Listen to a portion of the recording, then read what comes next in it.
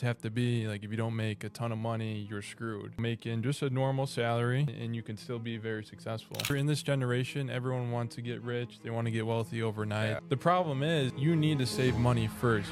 Welcome to the Plan to Rise Above podcast, powered by PMG Wealth Management, where we'll be looking to get into real conversations about life, money, what it takes to rise above. So we're going to dig into the wealth management process, financial planning process, the mindset from financial planning. There's a zillion different topics, so we're going to go deeper into some of those topics. I watch TikTok, I watch YouTube, and there's so many people out there that really don't do this for a living, and they say whatever they want, and it's great that they have interest in the field, but for them to be spreading misinformation around, and it gets millions and millions of views. Yeah, we're dealing with people's money every day. It's their life savings, and we take responsibility for that. We don't want to be messing up people's whole life journey. We help over 400 households. He's a top 5% advisor. There's 29,000 advisors, and he gets recognized for that. So this is someone who's been rewarded for their work. Some of the stuff you see on the internet, people posting financial advice, they have no compliance behind them. That's why they can say, hey, I guarantee you X, Y, Z. Like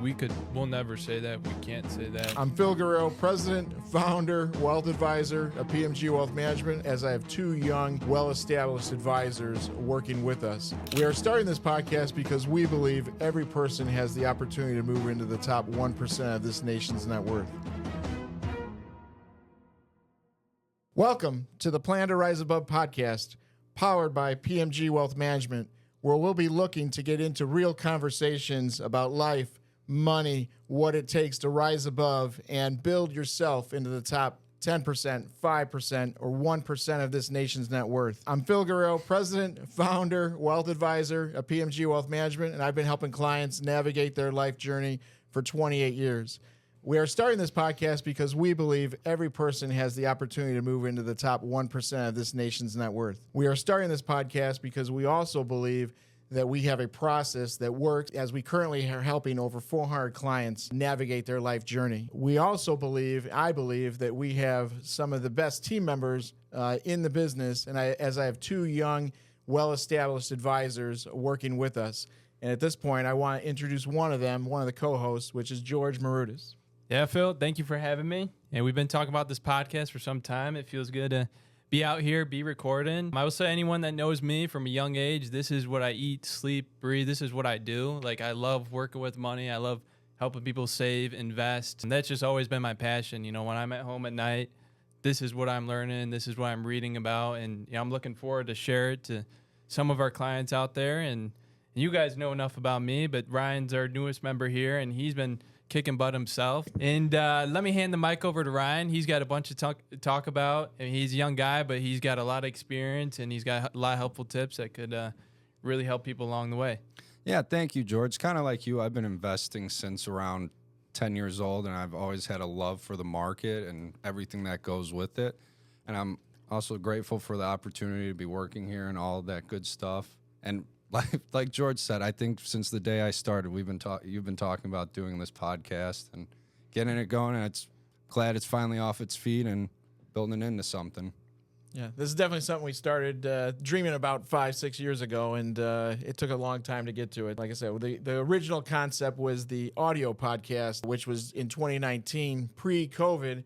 And then COVID happened, and the world quickly went to video. And at that point, I was not prepared for it. You know, we jumped into Zooms and everything else, but we just kind of backburnered it for a long time. And now we're kind of ready, and we have a lot more confidence at this point where we are, and the ability to move forward with this. So we're excited to see where this goes. On this podcast, I mean, our whole goal is our motto: plan to rise above, and that's not just financially. This is in your life, how to get better in your career, your business, you know, what you're doing outside of work. It's all things. It's all under one umbrella. So like, we're really trying to help people get better every day. We talk about all the time, it's 1% better every day. So it's those small moves, those little habits that lead to long-term success. Yeah, George, that 1%, I feel like it comes up every day since I've been hired. Phil hammers on it, and I take it real seriously. And yeah, you got to celebrate those little wins because those compound into something bigger and better, and just takes time. Just got to celebrate those little wins. Yeah, and me and Ryan are lucky enough firsthand seeing Phil do it day to day. I mean, that's what's led him to be,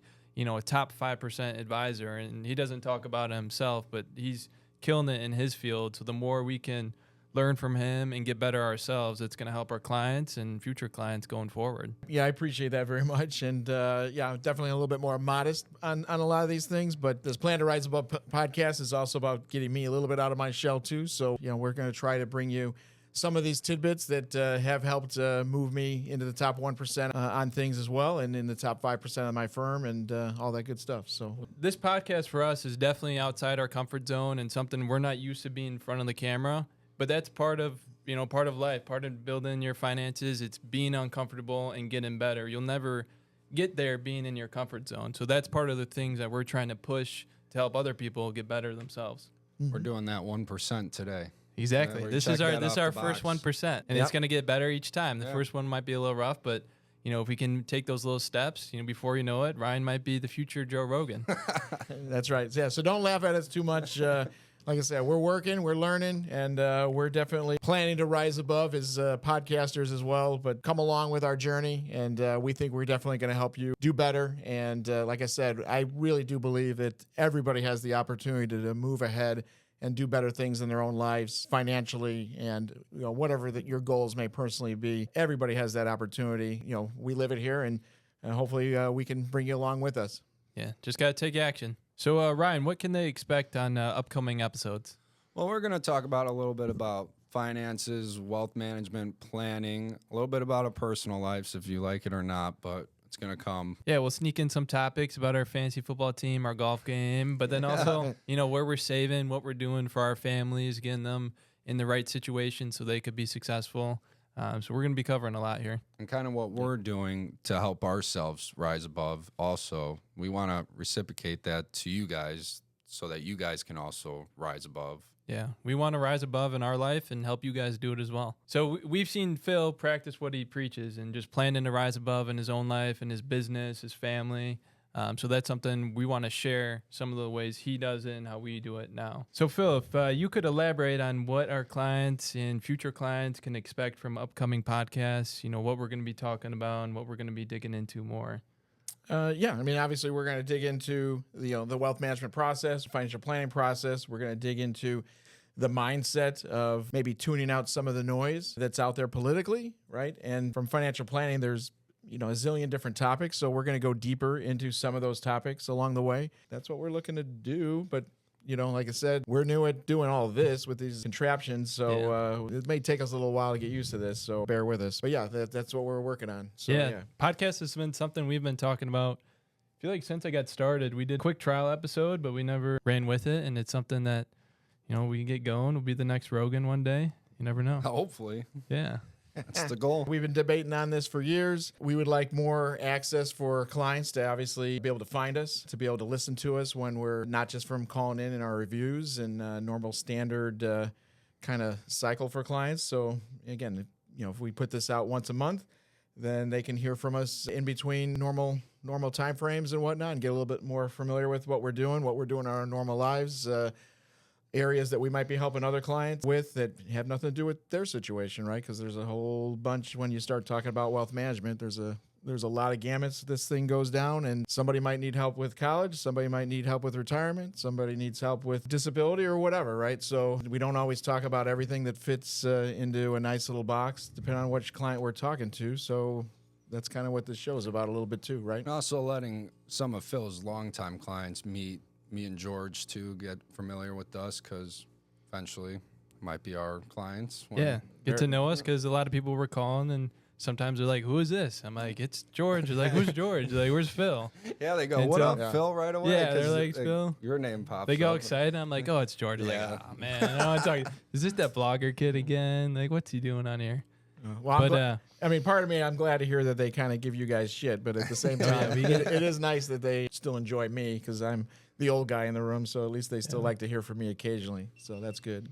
Yeah, we keep you young a little bit. One of the other reasons as to why this, obviously there's a lot of financial content out on YouTube. And in my own opinion, some of those people, they're amazing podcasters, and I love the shows. I like to listen to them myself, of course. But I also do feel that there's a lot that's been done by people that are highly, highly successful. We're a bunch of normal people.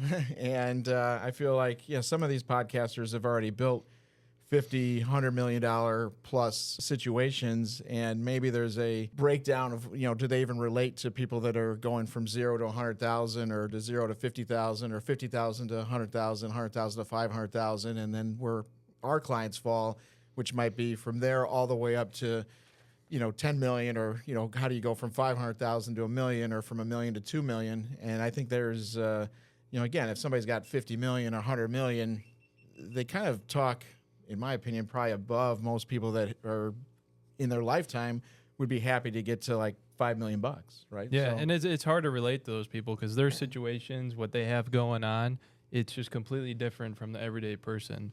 I mean, like you said, we're working with people with 5, 10 million, 2 million, not necessarily people with 100. And also for me, I watch TikTok, I watch YouTube, and there's so many people out there that really don't do this for a living, and they say whatever they want. They're 20 years old, they just got out of college, and it's great that they have interest in the field, but for them to be spreading, misinformation around, and it gets millions and millions of views. Like I also wanted to have a voice to try to say, hey, this is what really works with people that have their life savings on the line. This is not some penny stock, some meme stock. This is serious stakes on the line, and we can't just say whatever. It's real good advice and stuff that people should follow. Mm-hmm. Very good. Very good. Yeah, we're dealing with people's money every day. It's their life savings, and we take responsibility for that. We don't want to be messing up people's whole life journey, and everybody has a finish line, and just trying to make it a little clearer. Yeah, and people put a lot of trust in us, and that's something that we don't take lightly. I mean, we know people work 20, 30, 40 years for this money, and it's very important to them. They can't see it disappear overnight, or maybe make a wrong decision that could cost them hundreds of thousands of dollars. Like, they got to have someone in their corner, giving them good advice, good guidance, and helping them through their journey of life. Mm-hmm. Yeah. Very good. Well said. One thing I wrote down here too is we do work with, I guess, some of the buzzwords you see on YouTube and whatnot is, Henry's, high earners, not rich yet, right? Yep. So we have a lot of those who are clients, the FIRE, financially independent, retire early crowd that wants to live that lifestyle. The Fat FIRE, obviously, who wants to live a little bit more of a luxurious, financially independent, retire early situation. We have a lot of current retirees who don't, or maybe never will see this, who don't watch YouTube and whatnot, but maybe they will. And then we have a lot of, and then everybody in between, business owners and whatnot, get into things like the 4% withdrawal rate rule or some other financial topics in future episodes. But a lot of things that have been covered, we're going to cover them, but at some point it's going to be more based on, again, like real people and what are they doing. And these are people that have grinded through working 40 to 50 hours a week for years. And we're not looking for 5-second rip clips here, but we will have those too, I'm sure. So we'll have a lot of that. And we have a lot of experience, especially Phil won't say this himself, but we help over 400 households. He's a top 5% advisor. LPL, there's 29,000 advisors, and he gets recognized for that. So this is someone who's been rewarded for their work that's kind of always been behind the scenes and not really shared, on a podcast, on YouTube. And finally now it's like, hey, we've heard all these other people that really haven't had as much success as Phil say stuff. So now it's kind of your turn to start saying, what you know and what you've learned throughout the years. Well, thank you. I appreciate that. Maybe explain Henry's or Fat FIRE a little bit more. Yeah, so I guess we'd start with Henry's, right? Let's start with, that one first, right? High earners, not rich yet. So if you start to think of dual income, I guess you could go into DINKs, right? Dual income, no kids. It's another one you'll see on YouTube quite a bit, but you can go into basically a young couple. Could be somebody who's single too. They don't have to be married, but somebody who's maybe married, no kids, or has young kids, obviously making a decent amount of money. Maybe it's somebody who's making $75,000 to $125,000 a year, but then when you combine both sets of them, maybe they're making $250,000 to $300,000 or more, but they don't have the asset base just because they're starting from scratch, right? So they got out of school 4 years ago and they're just kind of starting out, or maybe it was 10 years ago, but they spent the last 10 years paying off college debt or whatever, right? So they've got limited to no asset base, let's call it, that maybe the traditional advisor gears itself to, that might be more geared towards retirees that have a large asset base. These people though have younger, but they have very high incomes, and to offset the fact that they don't have the asset base, so they also have a lot of potential to do if they do things right. Like they'll be kicking some major ass, down the road. Yeah, and then also too, when we talk about high income, it is a broad term, but generally, like if you're in the top 10%, 30 to 40 years old, you're making 250,000 plus as a household. As you get into your 60s, that's closer to 300,000. That puts you in the top 10%. And I think sometimes we live in a affluent area where it's like you meet a lot of people who are making that money and you don't realize how successful you really are because your social circle is filled with people who are also making that kind of money as well. So like sometimes it's hard to realize like, yeah, you are doing really well. You're in the top 10%. And you're working your way up to the top 5%. That gets you up to, you're making 400,000, 500,000 as a household. You're getting close to the top 5% of income. And then the other thing too, I would just add is like, even within there and even around here, right? I mean, yeah, like last night we went out to dinner, and you heard me say this earlier, but we went out to dinner, and there's no recession at this point in time. The restaurants are packed. 7 o'clock at night, there's a line out the door practically, and people are walking out paying $100 bills for dinner or whatnot or more. And so, yeah, around here, we're in the northern suburb of Chicago, right? So we're in Lake County, and Lake County is one of the richest counties in the country. Everybody appears to be doing well. So it's also, again, how do you compete in your county where everybody appears to be doing really, really well? And I know it may not totally transform to the rest of the country, but there's hot spots and there's cold spots, but right where we are, it's a pretty good area. So. Yeah, and also just because you don't start at the top 10%, you got to work your way there. We've met with people that are making 50 to 80,000 that just save 20% of the income, and before you know it, they're multimillionaires. They don't have any fancy cars, fancy house, or anything. They just did the right thing for a long time. They live within their means. They put money away, and they have a very successful life, a very good retirement. So it doesn't always have to be like if you don't make a ton of money, you're screwed. There's things you can do, making just a normal salary, and you can still be very successful. Mm-hmm. Yeah, like recently I've been preparing notes for a client, not going to say the name, but they probably both make around $80,000 a year, and their net worth is well over into $3 million now just from saving and contributing to the retirement accounts, making sure everything's done and just doing the right thing. Yeah, and that's a lot too. It's little by little. Like in this generation, everyone wants to get rich. They want to get wealthy overnight. Fast. They want the quick, the meme stock. I know I keep saying it. They want like, I'll get texts all the time like, hey George, what do you think about this stock? The problem is like you need to save money first. You got to get to that first 100,000, the first 250,000. If you have a $10,000 account, it doesn't matter if you pick a stock that goes up 20%. It's not going to make a huge impact. You got to figure out how to get your income up, how to save more, how to get to those higher six-figure net worth, $1 million net worth, where 10% of $1 million is 100,000. That's more than a lot of people make in the year. So your goal should be, what do I need to do to get to that first 100,000, 250,000? Because that's when compounding really starts to take effect. Yep, very good. Yeah, and then the other thing I wanted to just kind of circle back to, right, is like, again, still on the, why this podcast, why are we doing this, right, is like, I believe each one of us is successful in our own way, right, and P.M.G. Wealth Management, the company, obviously is doing very, very well, but again, like I'd say, like within the demographics of where you two sit, right, in your 20s, you guys, in my opinion, are also in that top 5% of where you guys are. And then my backstory, which we'll get into in a later episode, but coming from kind of the bottom to the top and having built a business and put myself through college and worked at a young age and whatever, we'll get into that later. Obviously, yeah, we've done some things as well, which we feel kind of makes some sense for us to have some authority here to talk about this. But obviously, having the firm in today's world makes a little bit more sense. But yeah, either way, I think we've all done well. And I do also want to showcase the two of you guys. So that's the other reason we're kind of back behind here. So thank you guys for doing this and bearing with me to put you guys on camera. Yeah, Phil he came in one day. He's like, you guys are going to be famous. I was like, oh no, like, what's this going to be? It's a Monday, long weekend. And he's like, yeah, we're going to be videotaping. We're going to be podcasting. He's like, you guys are going to lead it. And I think he was giving Terry a hard time in the office too, saying, she's going to be on the first episode, the main person in it. But we went along with it. When you guys were at lunch, she walked in here going, am I sitting over here? Because there was another seat here.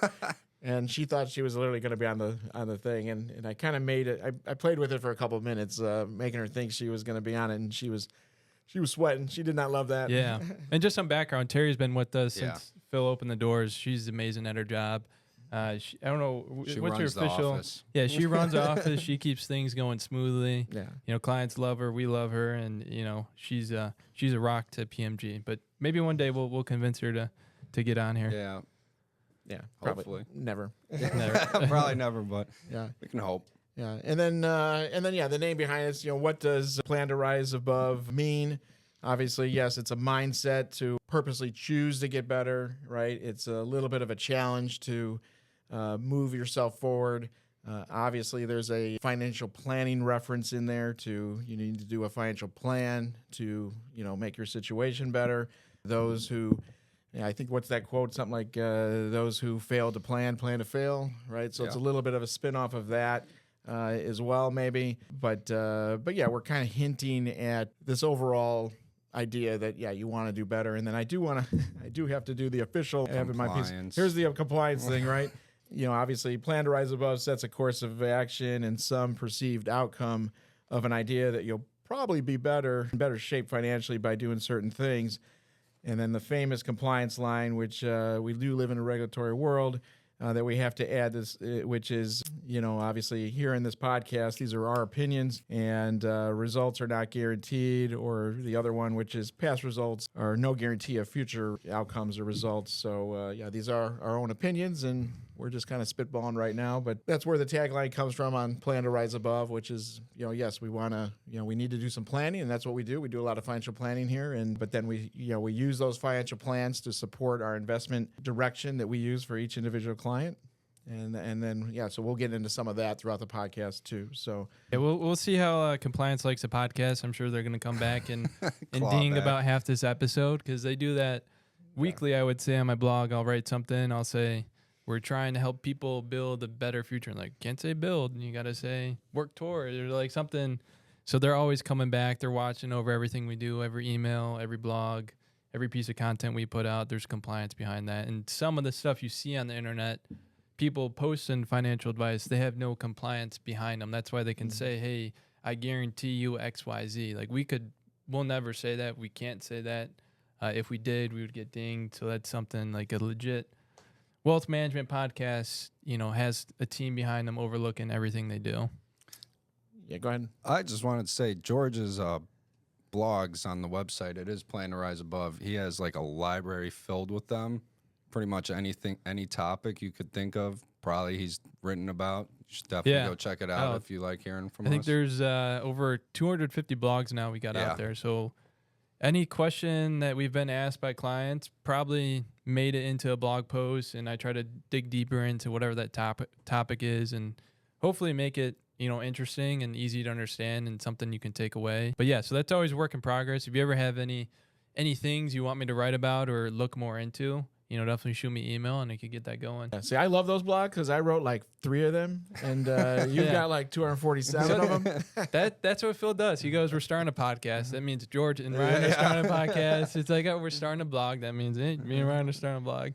But I do pay you. That's why we're here. Yeah. There's no, it's good. I've liked it personally. Even when I went through the CFP stuff, writing on the blog helped me learn and further my knowledge so much better, because when you write it, then you got to edit it, then you got to read over it 5 times, and you got compliance. It gets engraved in your head, which made all that CFP stuff way easier, because it's oh, I wrote about Roth conversions or whatever it might be. I've studied this before on my own time.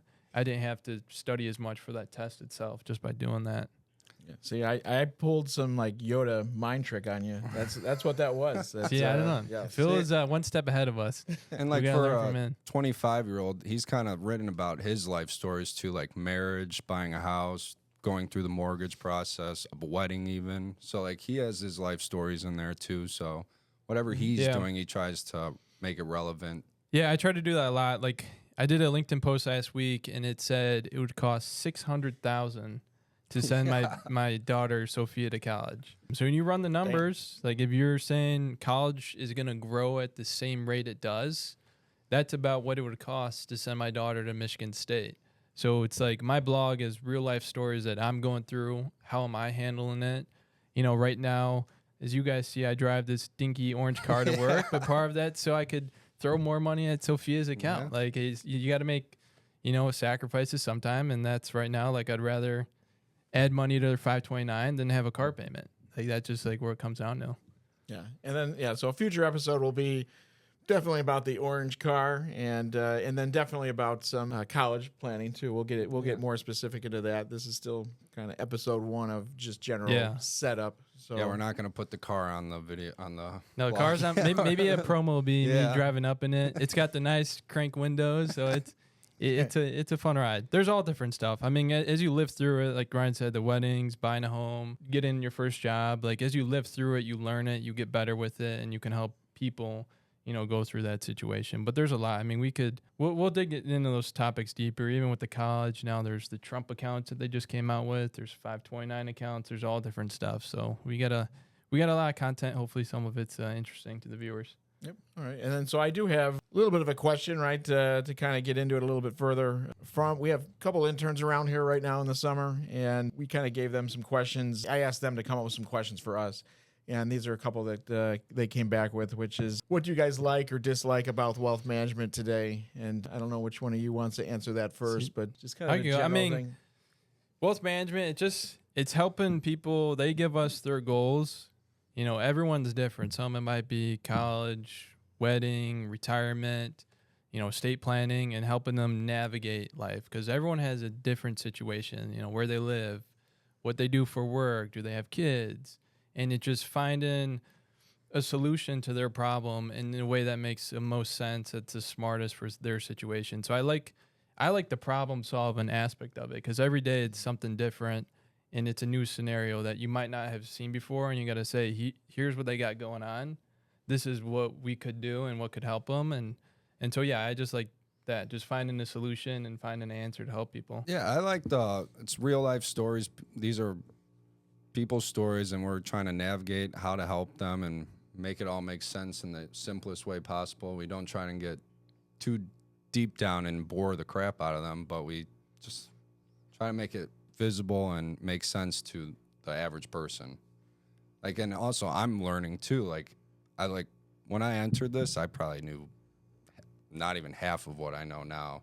So like just learning how to manage your wealth, it's pretty cool. No, and it's like all the different, we'll try to avoid that on the podcast, but all the different lingo, like we'll be, talking across the office and we'll be saying, we have like different words for our CRM, for different accounts, brokerage, advisory, and like some of that at first. And you're coming in, like even when I was intern, I was like, wait, what's a, non-qualified versus qualified? Like, what's that even mean? And so it takes a while to pick up on all of that. So like if you were a random person looking at our CRM, you'd be like, what is some of the stuff? Yeah. Like what is IRA or what is NR? Like what's WB, CW? Like that, it's like a different language at times. Very good. Yeah, and I love I like building the puzzle, right? So I like everything being thrown out on the table and trying to put the pieces together. So that still interests me. Still love the investment world. That interests me quite a bit. I still love the volatility, the ups and the downs. Sometimes I look for the downs. I kind of root for things to get banged around a little bit. I like the chaotic, the chaos, so to speak. But yeah, putting the puzzle together for people is probably the most important for sure. It's one thing you dislike in all your years of doing this. Yeah, because you've been through, 2000, you worked through the .com, you worked through 2008, 2020, even recently in 22, and this year the volatility. So you've had, all different experiences going through that. Like, was it harder? I would assume like during 08, 2000. Oh yeah. Yeah. In the beginning it was harder. Yeah. I would say for me, I go back to 97.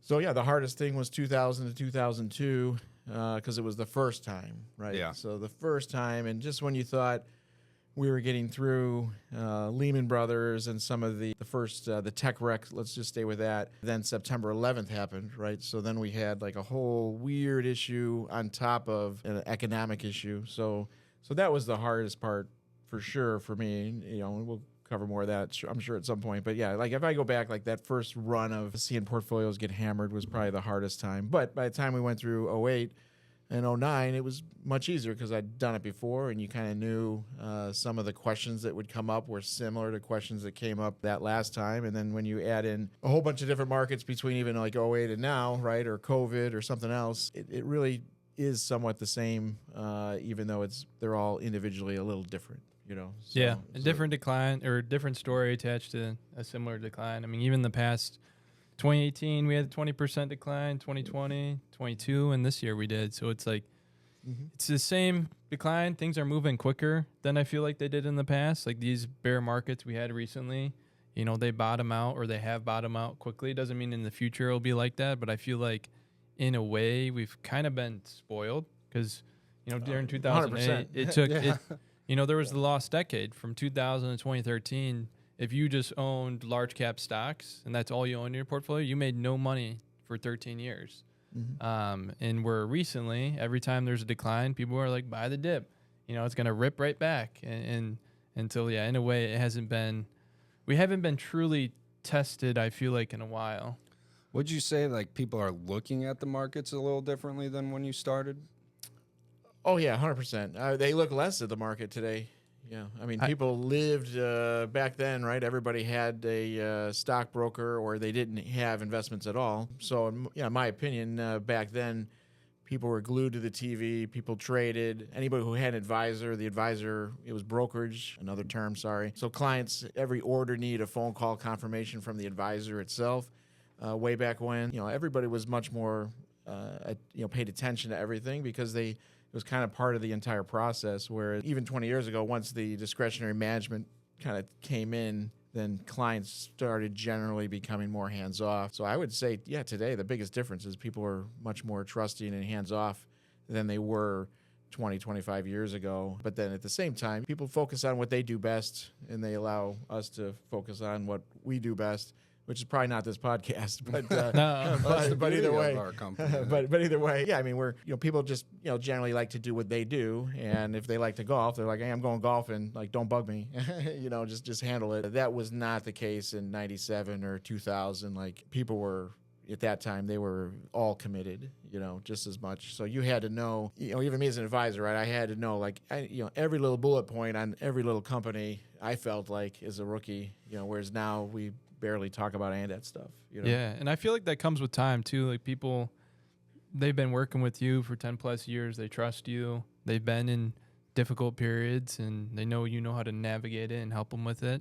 Because I've noticed, like, if we have a client that came on a year ago, like the first volatile market, they're a little bit more like, oh, what's going on? But the people that have been with you for 5+ years, they're like, I don't even care. Like, you guys do what you need to do. I know my situation. I know what I need to do, and they're a lot more comfortable. But it's just part about building that trust, and it takes time. Yeah, very good. Back to the intern questions. What are the main stresses involved in your jobs? And this one I'm kind of curious of anyways, just because I'm also your boss. So, like, what are some of the main stresses that you guys have, I guess, in your daily lives here at PMG? It's a lot of pressure. Like, you're managing a ton of money. Like, you might put in a trade that's bigger than what you make in a year. So there's a lot of pressure making sure you're doing the right thing for clients. You're educated enough to help them. So I think sometimes for me, especially in the beginning, is you feel a little bit of like imposter syndrome. Like you're like, hey, am I really qualified as a 20-year-old to help a 50-year-old? And I think at the beginning that was stressful for me. It's like, hey, how do I get better at what I'm doing so I can really provide value? And so I guess that's something that was stressful at the beginning for me. I might have stole your answer there, so I'm sorry. Yeah. I'd say something along those lines. Just making sure everything's accurate when you're putting in the stock trades, and you're dealing with a lot of money, so it is a little stress. Like, did I plug in the right share number or the right amount, or gets to you a little bit. Like, very good. Hover over submit a couple times, go back, check it again. Yeah, that's good. That's good. And like, and I guess I'll take a little background too for anybody tuning into this. George, you were an intern of mine back in like 2018. To quote The Godfather, I made you an offer you couldn't refuse. You joined I think I negotiated a little bit. You did. I think it came back. You actually did negotiate a little bit. You did a good job on that. I remember paying like an extra $5,000 or something. Yes. To me, that was, I mean, out of college, it was amazing. I remember getting a signing bonus. I was like, man, I've had this much in my bank account ever. You know, so like that part, it's funny how things change. And like that over time, you know, what felt like a lot then, now it's like kind of meaningless. I should have thought bigger at the opportunity at hand versus, you know, the dollar signs up front. Because like I said, it's more, especially out of college. I think I told the interns this, like, look for the opportunity. Don't necessarily look for a job paying 60 versus 65. You know, look for a job that you could see yourself there for 10, 20 years, and you think you have growth. Sorry to ramble a little bit, but that's... No, it's good. But that was a good point. Yeah, but you went from being an intern to starting here out of college to then single, went downtown, came back out here, got married, bought a house. Well, got married, bought a house, and then now recently have a child. Baby Sophia.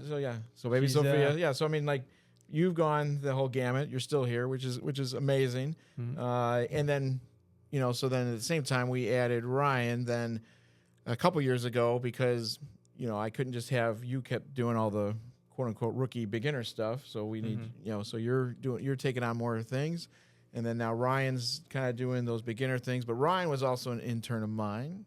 So, right. Two summers. A little past. 2 summers. Yeah. Yeah. Started 2020. Ryan's been working with Phil longer than I have. Because at the baseball field, I heard Phil was a pretty strict boss. Yeah, he was my boss back at MBSA. Don't say that.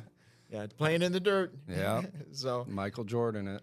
Yeah. Or LeBron James it. Yeah, exactly. You remember that. You remember that. That's good. Yeah. Wait, what do you mean? Like raking the fields? Like, oh, you gotta spread the kitty litter or what, like the stuff that turfus. dries. Oh, you're shooting the it? turfus. Okay. So You can't just pour down the bag and then spread it out. You gotta make sure it's all spread out. Otherwise, you're wasting it. okay. Well, inside joke, but yeah, it's true.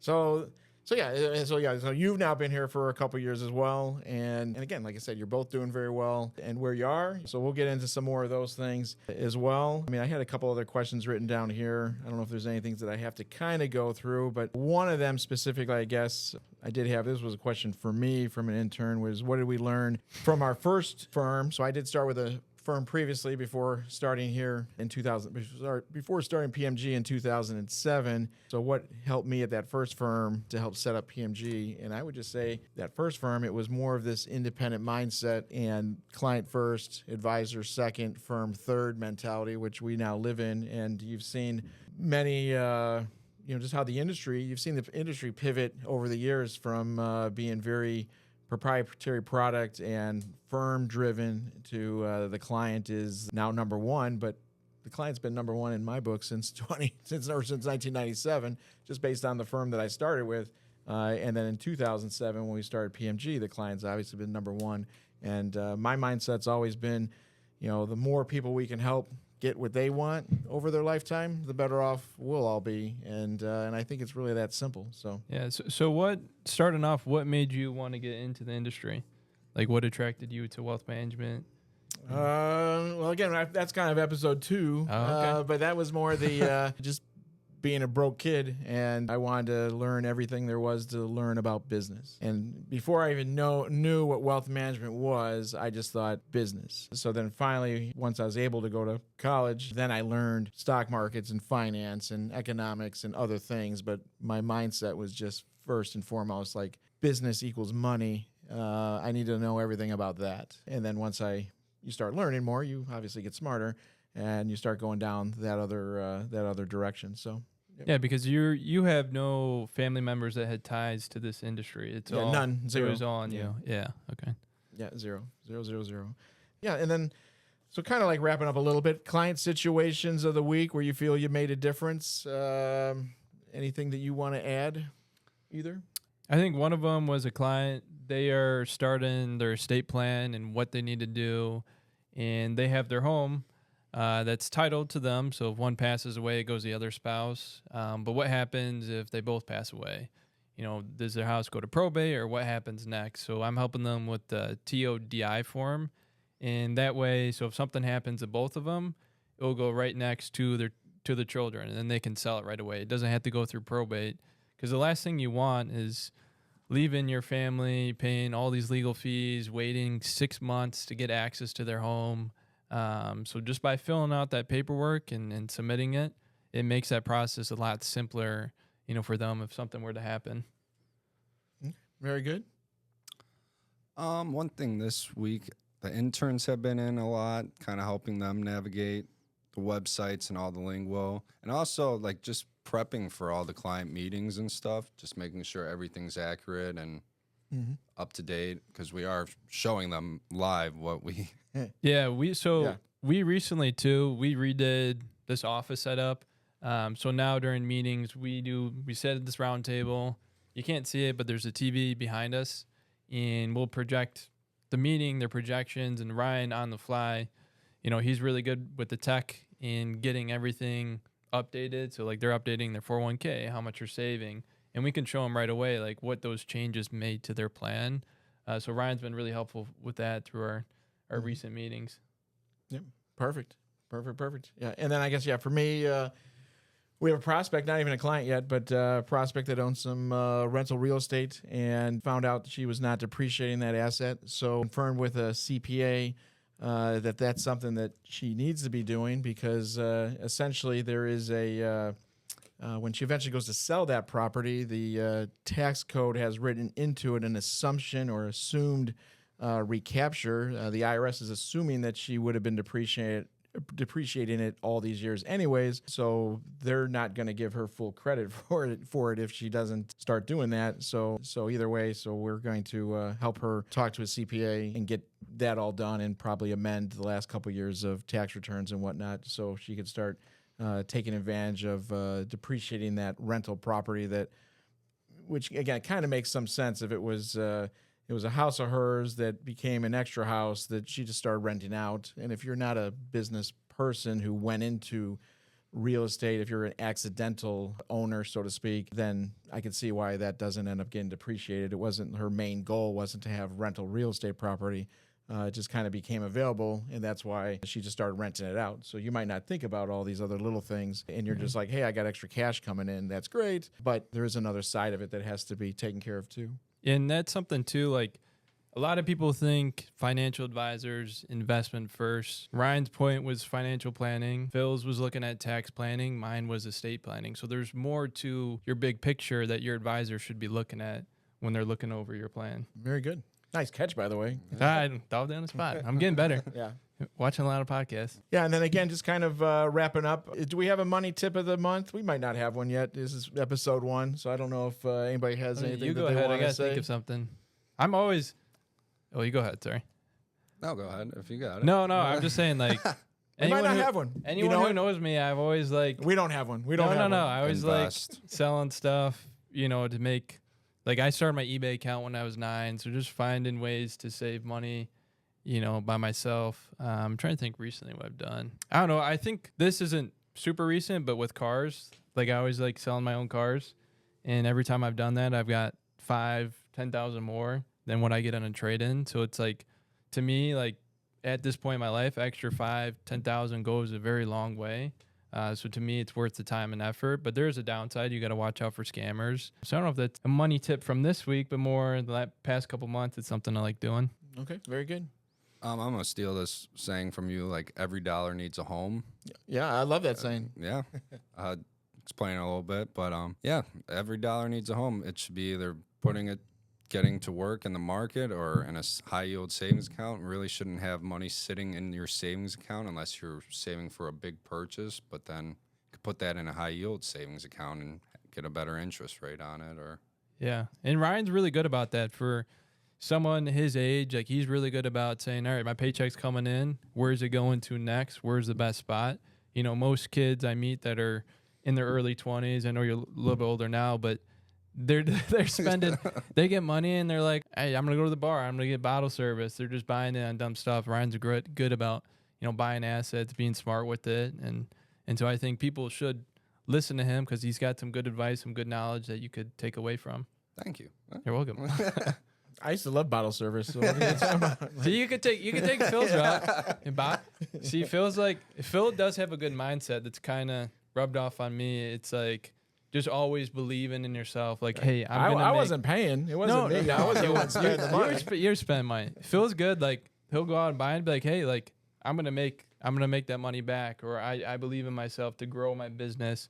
Because I'm sure when you started, you're like, how am I gonna pay these bills? I got a couple kids. Yeah, we were broke. Yeah. Yeah. So it's like for me, I'm like, I got a plan for this. I need a solution, and it feels better about like, hey, I'm gonna figure it out. And it started to rub off on me more to where like I'll put myself on my comfort zone and say, hey, like, how do I navigate this situation? How do I figure it out? And it's definitely a different mindset shift for me.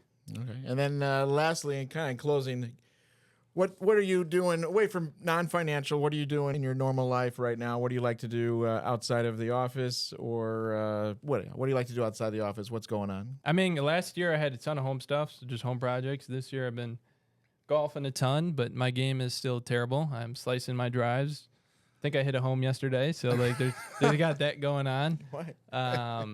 But so I've definitely been golfing. That's been what hole was that? Yeah. I can't say it. They might be watching this podcast. Okay. All right. Very good. Well, they don't know what they were filming. No, it wasn't me. It was my partner. It wasn't Okay. you. All right. Very good. And what about you? You're golfing a little bit too, right? Yeah, golfing a lot, hanging out with friends, enjoying the summer so far. We do have our 15-year anniversary for our fantasy league. We're all going down to Nashville for. Oh, that's cool. So a bunch of my childhood friends from middle school and all that, we're all getting together, headed down to Nashville. So wait, for year one, when you did that draft, was it you drafting or were your parents or your dad I drafting? wasn't in the league is actually named RZFL, my initials, because I wasn't in the league. I was like the only one. I'm not a big football fan, like fantasy, but they're like, well, you got to be involved somehow. And Okay. like, Do you guys do a last place punishment? we Or did. something you could I share think on the somebody pod? skipped out on it last time. What- We usually do like a beer mile or something. So every lap you're drinking a beer, every mile? I don't know how that works. Somebody missed it last year, so Yeah, I had one of my friends a couple years ago did the Waffle House challenge, where they had to sit there for 24 hours, and every time they ate a waffle, it took an hour off. And I think he probably had like 10 or 11 waffles, and at the beginning of the stream, he was like happy, like how he normally is, and by the end, he was about to puke. He's like, "I gotta cut it, guys," and he's just throwing up, just not feeling good. So there's all different punishments now. It's a big trend lately. Yeah, that's fun. No, I remember when my boys started their fantasy league, and it was no parents allowed, but there was a couple dads that were obviously helping do it for the kids. And I'm just thinking, if yours goes back 15 years, that you might have had a dad or two in there tinkering. probably some of them definitely had their dad in their background. Yeah, so that's good. And then, for me, then the closing, we're doing. I've been back into music a little bit. I've been playing on SoundCloud and creating different playlists, and sometimes I'll stay up late and kind of go into that and looking at different music and whatnot. So I've been doing a lot of downloading of music lately. It's probably my that's been taking us some time, So yeah. Phil's dream job might have been to become a DJ when he was growing up. Yes, He it was a dream job. Good yes. playlist going Yeah. too, Yes. though. Yeah, that's a good question. If you were an advisor, what would you want to be? Would it be DJ? Oh, that is a good question. I mean, back then, like if I had to go back to being 22 years old, it probably would have been architect. It wouldn't have been a DJ. Building? Yeah, it would have been Okay. it would have been I would guess architecture DJ. building. What do you guess? Club promoter? Yeah, DJ would be up there though. Yeah, DJ would be up there. It's definitely cooler. Part-time. Part-time. Yeah. Yeah. You could be like the Goldman Sachs guy, DJ Sachs, or what do they call him? D-Soul. D-Soul, yeah. D-Soul, yeah. Yeah, CEO of Goldman Sachs, yep. DJ. Yeah, so that's it. And then, so like I said, the goal is to do this once a month. We'll see how it goes. And, future episodes will definitely be more topic driven. This one is a little scattered, as you can tell. So thank you very much for those of you who made it through this. Thank you, everyone, for checking out our first podcast. Don't forget to like and subscribe to us on YouTube. Follow our LinkedIn, Facebook pages. We're going to be putting out more content weekly there. And remember, Plan to rise above.